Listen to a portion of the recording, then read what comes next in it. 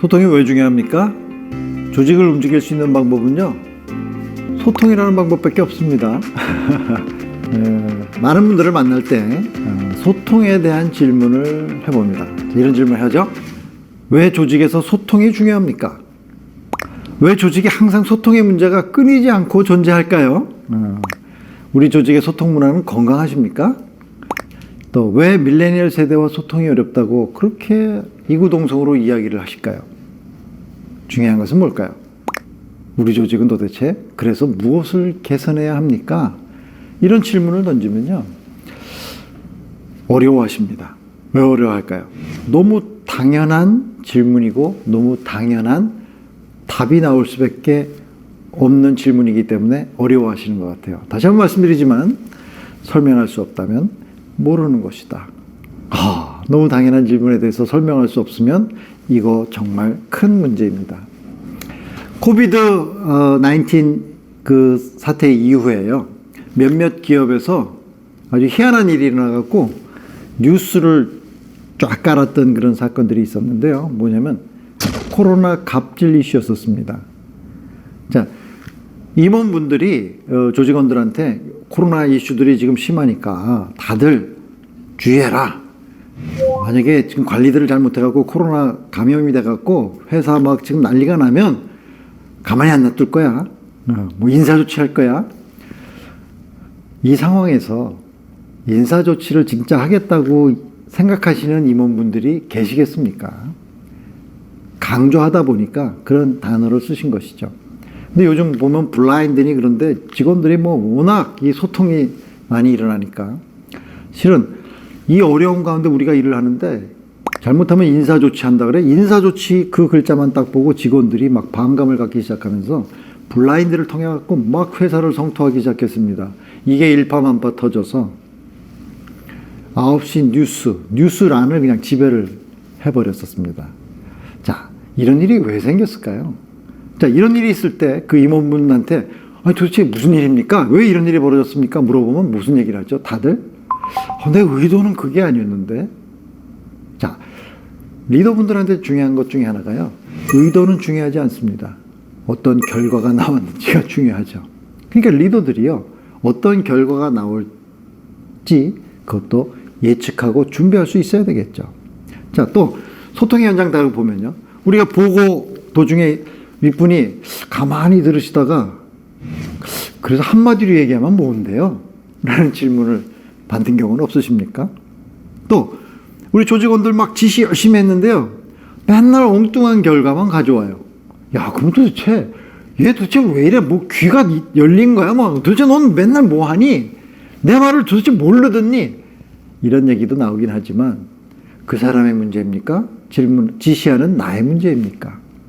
자, 이게 다 소통의 현장에 소통에서 일어나는 문제들인데요. 도대체 문제가 뭘까요? 문제를 알아야 문제를 해결할 수 있다.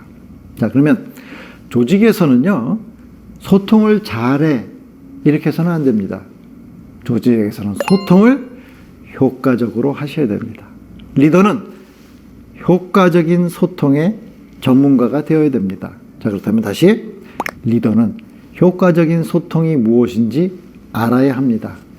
알아야 보인다. 아는 만큼 보인다. 아는 것은 설명할 수 있다. 자, 결국은요, 맥킨지 컨설팅에서는 건강한 조직은 하나의 생각으로 똘똘 뭉친 결집력을 나타내는 조직이다, 이렇게 정의를 한 바가 있습니다. 그래서 건강한 조직이 되려면 결집력에서 시작해야 된다. 결국 얼라이먼트를 이야기하죠. 얼라이먼트를 위해서 필요한 것은 무엇일까요? 자, 조직이 건강한 건 뭘까요? 조직은 수많은 사람들이 수많은 계층을 또 이루고 있습니다. 그러다 보면은 조직에서 통해야 되는 것은 딱 하나입니다. 뭐가 통해야 됩니까? 생각이 통하는 것입니다. 자, 그러면 사람은 혈관이 있고 기맥이 있어서 그 루트를 통해서 기와 혈이 통하지만 조직의 생각은 무엇을 통해서 통할까요? 바로 소통이라는 통로를 통해서 통하는 것입니다.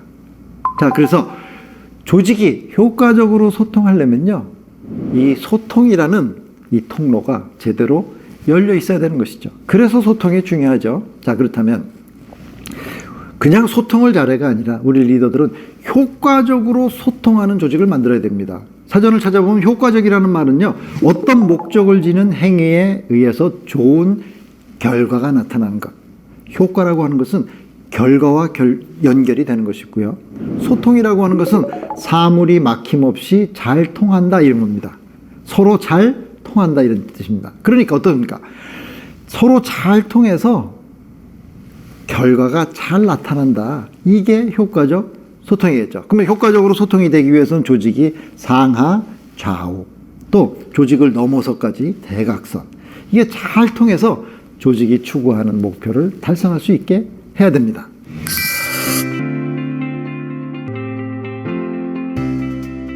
자, 그러면 효과적인 커뮤니케이션이란 무엇일까?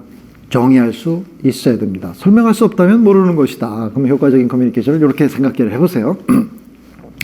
소통, 커뮤니케이션이라고 하는 것은 말하는 사람과 듣는 사람이 있습니다. 말하는 사람과 듣는 사람 사이에는 뭔가 왔다 갔다 합니다. 내용이요. 이것을 우리는 메시지라고 합니다. 자, 그러면 말하는 사람이 이게 이제 글이 될 수도 있고 말도 될 수 있고 여러 가지가 될 수 있겠죠. 그러면 말을 하는 사람은 바쁜데, 시간도 없고 지금 막 바쁜데 왜 굳이 이 사람한테 메시지를 전달해서 이 소통을 할까요? 분명한 얻고자 하는 반응이 있을 것입니다. 이것을 통해서 지원을 받고 싶다든가, 이것을 통해서 뭔가 개선하고 싶다든가. 그래서 첫 번째, 커뮤니케이션의 첫 번째 요소는 내가 무엇을 얻을 것인지 그 반응을 제대로 설정하고 있는가. 근데 아이러니하게요, 말하는 사람들이요, 내가 뭘 얻고 싶어서 이 얘기를 하는지 모르고 하는 경우도 대단히 많다는 것이죠. 그래서 커뮤니케이션의 요소 첫 번째는 반응입니다. 두 번째는요, 이 반응을 얻어내기 위해서 내 생각을 잘 정리해서 전달하는가. 두 번째는 정확한 메시지의 정리입니다. 메시지 정리는요, 생각의 정리에서 나오는 것입니다. 세 번째는 뭘까요? 잘 전달해야 됩니다. 그러니까 소통에 있어서 중요한 세 가지 요소는 반응, 메시지, 전달입니다.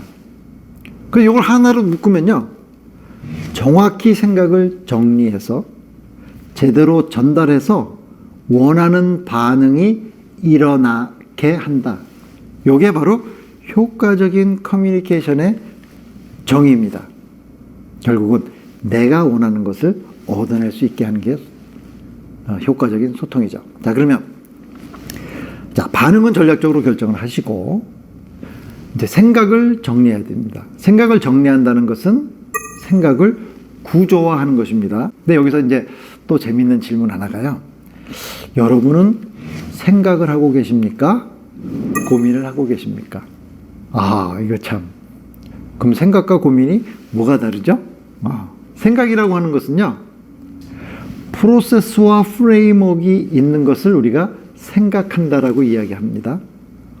고민한다고 하는 것은요, 어떤 프로세스나 프레임워크 없이 나의 그 생각의 편린들을 막 펼치고 도대체 뭘 어떻게 해야 되는지 몰라서 방황하는 거, 우리 이런 것을 고민한다고 이야기를 합니다. 사전적으로도 찾아보면 생각이란 헤아리고 판단하고 인식하는 따위의 정신작용이다. 이렇게 사전에서 정의하고 있거든요. 그러면 생각은 정보를 헤아리고 판단하는 프로세스와 프레임워크이다. 이렇게 정의를 하실 수 있습니다. 자, 로저 마틴 교수 같은 분은요, 생각이 차이를 만든다 과정에서 우리가 도대체 생각하는 과정이 어떻게 되는가를 잘 설명을 하고 계세요. 어떻게 설명을 하냐면요, 우리는요, 무엇인가 생각을 하는 목적은 어떤 결론에 도달하기 위해서이라는 것이죠. 그렇다면은 그 결론을 위해서 그 상황이나 요소들을 먼저 쳐다보고 이렇게 파악하기 시작합니다. 그래서 첫 번째, 상황이나 요소를 펼쳐라, 파악하는 것이죠. 그 다음에 두 번째는요, 여러 가지 상황들을 가지고 연관관계를 찾기 시작합니다. 만약에 연관관계를 찾지 못한다면 다시 파악으로 내려와야 됩니다. 자, 연관관계를 찾았다면 같은 것끼리 묶는 구조화, 이게 이제 그룹핑이라고 이야기하죠. 분류하기 시작을 합니다. 분류가 잘 안 되면 관계를 다시 찾아야 됩니다. 바로 이게 사고의 과정이라는 것인데, 이것이 바로 내 사고를 정리하고 내 생각의 편린들을 정리해 나가는 프레임워크이다. 그래서 이걸 사고의 프레임워크이라고 이야기하고요. 이걸 이제 문제 해결에 적용하면 문제 해결 방법론이다. 이렇게 얘기를 할 수 있겠죠. 자, 그러면 중요한 게 다른 프로세스와 다른 프레임워크를 적용하면 같은 상황을 가지고도 다른 결과가 나온다. 이게 중요한 포인트입니다. 그렇다면 우리가 사고의 프레임워크를 제대로 이해해야 된다. 자, 그러면 생각을 구조화하는 게 왜 중요한가? 자, 만약에 우리 조직에서요. 야, 이 대리 그거 했냐? 김 과장 어떻게 됐어? 야, 사진 간다. 나 지금 보고하러 가는데 어떻게 됐어? 막. 왜? 자기는 지금 고민이 많기 때문에 다 알죠. 저 사람들도 나처럼 받아들일 거라고 생각을 하죠. 근데 듣는 사람들은요, 정신이 없습니다. 마치 부인이 남편 뒤에다 등기에다 던지고 있는 그 모습이 내 모습 아닐까요? 자, 그래서 지시하실 적에도 어떤 뭔가를 커뮤니케이션 할 적에도 구조적으로 하셔야 됩니다. 왜 그렇습니까? 우리 뇌는요, 구조적으로 기억합니다.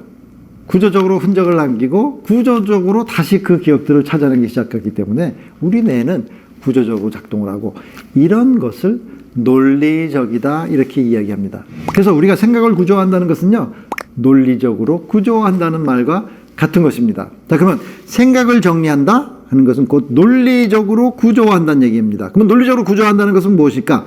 말하고 싶은 결론, 요점에 대해서 그 결론에 대한 이유와 사실을 적시해 줌으로써 상대방이나 주변 사람들이 납득할 수 있도록 만드는 시나리오와 프로세스를 말한다. 이게 논리적 구조화라는 맥킨지에서 정의한 정의입니다. 자, 그렇다면 우리가 논리적 사고라고 하는 것은요, 다른 사람이 이해할 수 있는 사고를 이야기합니다. 그러니까 내가 그래, 네 말이 일리가 있네, 내가 이해할 수 있어, 이 얘기는 뭐냐면요, 네 말이 논리적이야 이 얘기입니다. 야, 그건 뭔 얘기를 하는 거야? 한마디로 얘기하면 뭔데? 이 얘기는 뭡니까? 네 말이 논리적이지 않아, 네 생각이 지금 구조화되지 않고 있어, 이런 이야기일 수 있다는 것이죠. 자, 그러면 논리적인 구조화한 모습은 어떤 모습일까요?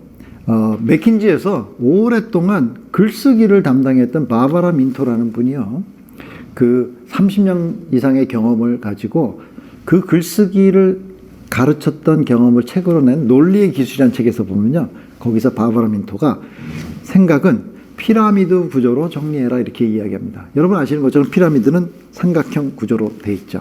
무슨 얘기냐면요, 우리가 어떤 과제에 대해서 어떤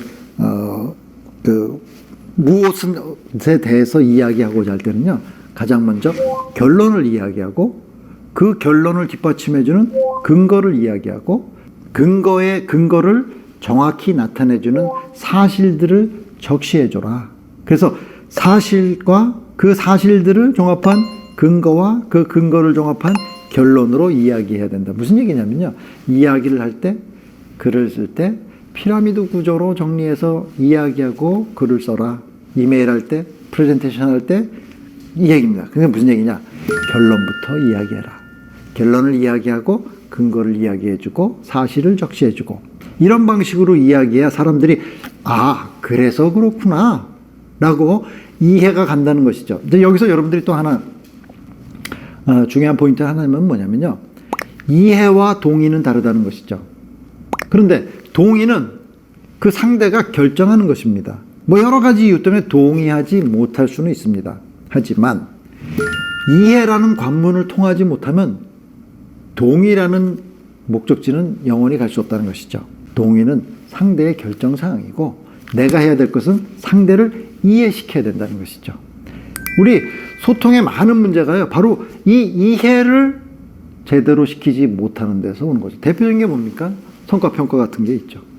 성과평가는요, 불공정 이슈가 나오고 많이 얘기하지만 가장 근본적인 원인은 납득성의 이슈입니다. 내가 왜 C를 받았는지 납득이 안 가는 거죠. 근데 내 상관은 나한테 C라고 이야기를 하는 게 이해가 안 가는 거죠. 이해가 안 간다는 것은 뭡니까? 논리적으로 맞지 않는다는 것이죠.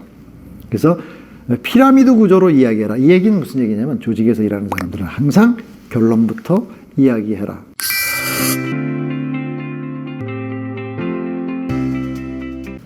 제대로 전달을 한다는 것은 도대체 뭘까요? 말을 잘해야 될까요? 어떻게 해야 될까요? 네, 중요한 포인트 중에 하나가 어떻게 하면 제대로 내 생각을 그 반응을 얻기 위해서 전달할 수 있을까? 여러 가지가 있겠지만 그 중에 가장 중요한 두 가지는요. 상대에 맞게 전달하라는 것입니다. 상대에 맞춰라. 같은 내용이라도 상대가 잘 알아들을 수 있게 해라. 두 번째는요. 쉽게 이야기해라. 알기 쉽게 전해라.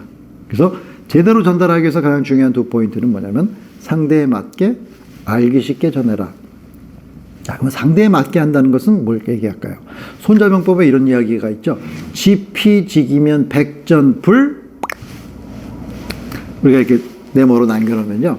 많은 분들이요. 백전불패, 백전불퇴 이런 얘기를 하시는데요. 손자는요. 한 번도 적을 알고 나를 알면 100번을 싸워서 100번 지지 않는다. 뭐 이런 얘기 한 적 없습니다. 손자가 이야기한 건 태입니다. 위태로울 태. 지피지기면 백전불태. 무슨 얘기냐? 적을 알고 나를 알면 100번을 싸워도 위태로움에서 벗어날 수 있다. 위태로움에서 벗어난다면 설령 패하더라도 다시 재기를 꿈꿀 수 있다. 자, 여러분들이 소통에 있어도요. 특히 보거나 윗분들하고 이야기하거나 할 적에 상대를 알고 전하는 것은 매우 중요하고 여러분들을 위태로움에서 건져내실 수 있다는 거죠. 자, 그러면 상대 입장에서 생각하는 건데 상대 입장에서 생각하는 방법은요. 상대 성향을 이해하는 겁니다. 상대를 어떤 사람인지 어떤 성향의 사람인지를 이해하는 게 대단히 중요한데요. 오늘 제가 간단하게 디스크를 설명을 드려보겠습니다. 자, 디스크라는 것을 이해하시기 위해서 두 가지만 생각하시면 됩니다. 첫 번째는요. 나는 외향적인가 내향적인가. 저 사람은 외향적인가 내향적인가. 그 다음에 또 하나의 축이 있습니다. 업무지향적인가 관계지향적인가. 이렇게 두 가지 기준을 갖고 딱 사람을 보면요. 네 부류의 사람으로 나눠볼 수가 있습니다. 첫 번째 사람은요. 업무지향적이고 외향적인 사람들이에요. 이 사람들의 특징은요. 주도적이고 그 다음에 굉장히 드라이빙하고 독단적이고 결단력이 강하고 이런 특징들이 있대요. 영어 단어로 찾아보면 이게 다 D로 시작하는 단어입니다. D입니다. 자, 외향적이면서 관계지향적인 사람들의 특징을 보면요. 굉장히 영향력을 주고 아이디어들이 풍부하고 굉장히 인터레스팅하고 그다음에 굉장히 흥미가 넘치고 뭐 이런 사교성이 좋으니까 그래서 I라는 단어의 특징을 갖고 있다는 것이죠. 자, 업무지향적이면서 내향적인 사람들의 특징은요. 굉장히 신중하고 비판적이고 계산적이고 굉장히 무섭죠. 이 사람들의 특징은 C라는 단어로 생각하는 특징을 갖고 있다고 합니다. 내향적이면서 관계지향적인 사람들의 특징은요. 굉장히 안정을 추구하고 또 굉장히 한결같고 스테디하다는 얘기죠. 그 다음에 사람들을 굉장히 지원해 주려고 하는 성향이 강하고 또 어떻게 보면 좀 수줍어하고 뭐 그런 특징들이 있다 그래요. 그래서 이 단어들은 다 S로 시작하는 단어들입니다. 자, 그래서 여러분들이요. 이 성향을 이해할 때는 느낌으로 이해하는 게 대단히 중요합니다. 이 네 가지만 파악을 한다면요.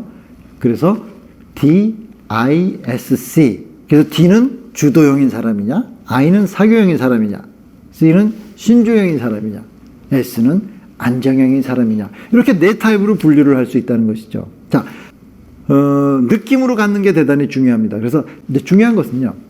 그렇다면은 같은 이야기라도 주도형인 사람들한테는 항상 자신감을 보여주면서 이야기해라. 자신 없이 이야기하면요. 의심한다고 합니다. 그 다음에 또 중요한 것 중에 하나가 그 사람은 자기가 주도적으로 이끌어가야 되기 때문에 항상 정보를 필요로 합니다. 그래서 자주 찾아가서 의견을 나누는 게 중요하고요.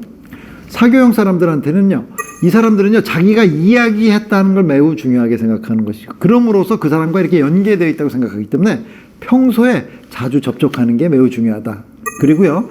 사교형 사람들은 어떤 의견에 대해서도 부정적으로 반응하면 상처를 깊게 입는다 그래요. 이거 조심하셔야 되고요. 그 다음에 신중형인 분들은요. 딱 하나입니다. 준비해서 들어가라. 그분들은 대단히 계산적이고 비판적이기 때문에요. 준비 안 해서 들어오면요. 거의 쓰레기 취급한다는 거죠. 그 다음에 또 하나. 너무 자신감을 표출하려고 하지 마라. 도리어 의심한다. 하는 겁니다. 왜 저러지? 이렇게요. 그 다음에 이제 안정형은 가장 이렇게 좀 부담스러워하는 게요, 책임지는 겁니다. 그래서 안정형한테 가서 얘기할 땐 내가 책임을 지겠습니다. 이것만 도와주시면 제가 책임을 지겠습니다. 그리고 또 하나 주의할 것은 팀웍을 중시하는 분들이기 때문에 남의 험담을 한다거나 그런 얘기를 이분들 앞에 가서 하는 것은 절대 금기해야 된다. 이렇게 얘기합니다. 그래서 내가 잘 상대에 맞게 전달한다는 것은 무엇이냐? 그 사람의 성향에 맞게 같은 말이라도 잘 맞춰서 하는 게 잘 전달하는 것이고요. 그 다음에 제대로 전달을 하기 위한 두 번째 원칙은요, 알기 쉽게 하는 겁니다. 자, 그러면 쉽다는 건 뭘 얘기할까요? 쉽다는 것은요, 저 사람한테 이야기해서 이해가 잘 된다는 거죠. 아인슈타인이 이런 이야기를 했습니다. 알기 쉽게 말하지 못하는 이유가 있다. 자, 만약에 당신이 6살짜리 아이에게 이야기를 했는데 그 아이가 이해 못한다. 그럼 누구의 문제다? 아인슈타인은요, 당신이 이해하지 못했기 때문에 그 아이가 이해하지 못한 것이다. 결국은 많은 사람들이요, 어렵게 이야기하는 이유, 어렵다는 것은 상대가 이해하지 못하는 것을 어렵다 그러죠. 어렵게 이야기하는 이유는요, 그 사람이 몰라서 그렇다는 겁니다. 그렇죠? 그렇다니까 우리가 쉽게 이야기하려면요, 상대가 이해할 수 있게 이야기해야 된다. 이해할 수 있게 이야기한다는 것은 무엇입니까? 논리적으로 구조화해서 이야기해야 된다는 것입니다. 너무 딱딱한 것처럼 보이죠. 하지만 좋은 방법이 있습니다. 자, 논리적으로 이야기한다는 것은 뭡니까? 생각이나 추론이 이치에 딱 맞게 이야기한다는 것입니다. 자, 그러면 논리적으로 맞춘다는 것은요, 논리적으로 구조화가 돼야 된다는 거죠. 그래서 좋은 방법을 제가 하나 알려드리겠습니다. 세상에 존재하는 가장 강력한 쉽게 이야기하는 방법 중에 하나가요, PrEP이라는 방법이 있어요. PREP입니다. P는 포인트, 결론을 먼저 이야기해라. 요점을 먼저 이야기해라. R은 reason입니다. 내가 그 결론을 이야기하는 이유를 설명해주고, example은 팩트를 이야기하죠.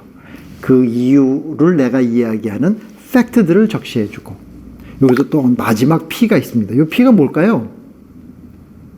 여러분들이 생각하시는 것처럼 포인트, 내가 처음에 이야기했던 요점을 마지막에 다시 강조해줘라 이야기입니다. 이 얘기는 뭐냐면요, 사람은요, 최신 효과라는 걸 갖고 있다 그래요. 그러니까 뭐냐? 가장 최근에 들은 것을 오래 기억하더라. 우리가 이 사람한테 이 내용을 전달하는 이유는요, 잘 기억해서 행동하게 만들려고 하는 것이죠. 효과적인 소통. 그러니까 PrEP이라는 방식을 이용한다는 것은 뭐냐면, 논리적으로 구조화된 생각을 문장으로 정리한 것, 이게 바로 이제 PrEP 형식해서요, 보고할 때, 이메일 쓸 때, 전화할 때, 프레젠테이션 하실 때 항상 PrEP 형식으로 얘기하게 하시고요. 또 하나 중요한 것은 뭐냐면, 의견이 다를 때 잘못하면 감정 싸움이 들어갑니다. 우리 조직에서 일하는 사람들은요, 감정으로 싸우는 게 아니라 논리로 싸워야 됩니다. 논리로 싸우는 가장 강력한 방법, 세계에서 가장 강력한 논리로 싸우는 방법, PrEP 방식입니다. 자, 그래서 이렇게 얘기해 보세요. 보고할 적에 만약에 이렇게 합니다. 우리 회사도 M&A 적극 나서야 합니다. 중국의 도전에 대해서 품질을 끌어올려야 하기 때문입니다.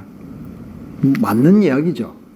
근데 이렇게 이야기하시는 것보다 설득력을 높이려면요, 이렇게 이야기 한번 해보세요. 우리 회사도 M&A에 적극적으로 나서야 합니다. 자, 그렇다면 듣는 사람이 왜라는 질문을 하려고 할 때, 왜냐하면 선수를 치시는 거죠.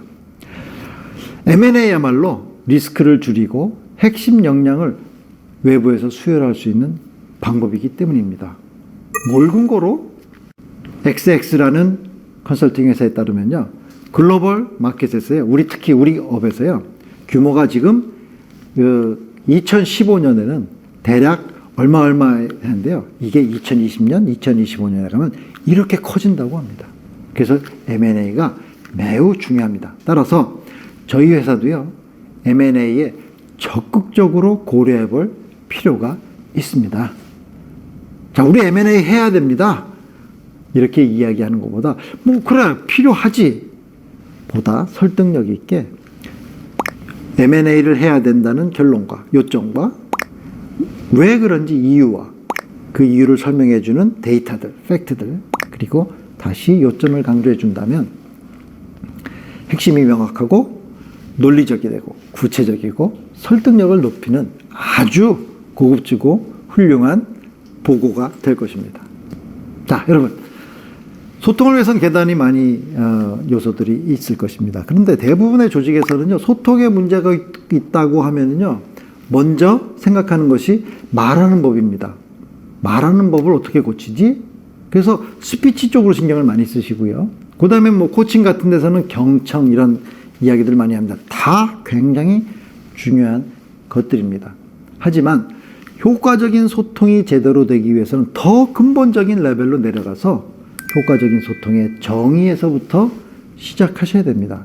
그래서 효과적인 소통을 먼저 정의하시고, 그래서 생각을 논리적으로 정리하고 상대에 맞게 알기 쉽게 전달을 해서 정말 내가 원하는 반응이 일어나도록 할 때 효과적인 소통은 끝나는 것입니다.